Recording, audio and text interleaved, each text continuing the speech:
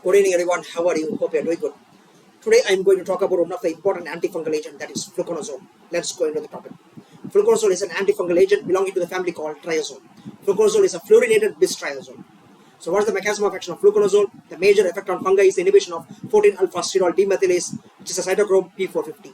So what it does, it impairs the biosynthesis of ergosterol, which is an important component of cell membrane of the fungus. So it results in depletion of the membrane ergosterol, leading to the growth arrest. Fluconazole is almost completely absorbed from the GI tract. Plasma concentrations are essentially the same whether the drug is given orally or intravenously, and its viability is unaltered by food or gastric acidity. Renal excretion accounts for more than 90% of the elimination, and the elimination half is 25 to 30 hours. So what are the therapeutic use of fluconazole? First one is candidiasis. Fluconazole 100 to 200 mg daily for 7 to 14 days is effective in oropharyngeal candidiasis. A single dose of 150 mg is effective in uncomplicated vaginal candidiasis. A loading dose of 800 mg followed by 400 mg daily is useful in treating candidemia of non-immunosuppressed patients. Current treatment guidelines for candidemia indicate that fluconazole is an acceptable alternative to the first-line therapy of an echinocandid in selected patients. Fluconazole is recommended as a step-down therapy provided the patient's isolate is susceptible to the azole and follow-up blood cultures are negative.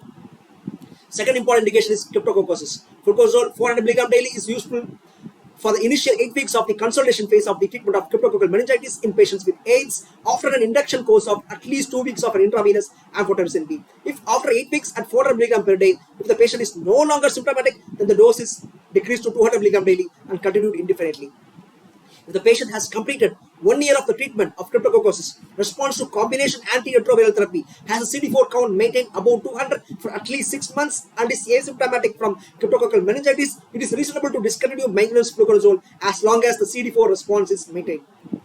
Fluconazole 400 mg daily has been recommended as a continuation therapy in patients without AIDS with cryptococcal meningitis who have responded to an initial course of amphotericin B and for patients with pulmonary cryptococcosis. Recent clinical trials indicate that the fluconazole can be combined with flucytosine for induction therapy with efficacy similar to amphotericin B combined with flucytosine.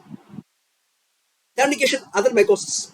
Fluconazole is a drug of choice for the treatment of coccidioidal meningitis because of good penetration into CSF and much lower morbidity compared to intrathecal amphotericin B. In other forms of coccidioidomycosis, fluconazole is comparable to itraconazole. Although itraconazole is the first-line therapy for blastomycosis, fluconazole is an alternative.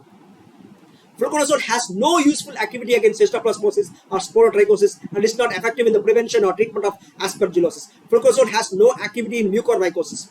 The daily dose of fluconazole should be based on the infective organisms and the patient's response to therapy. Generally, recommended dosage are 50 to 400 mg once daily for either oral or intravenous administration. A loading dose of twice the daily maintenance dose is generally administered on the first day of the therapy.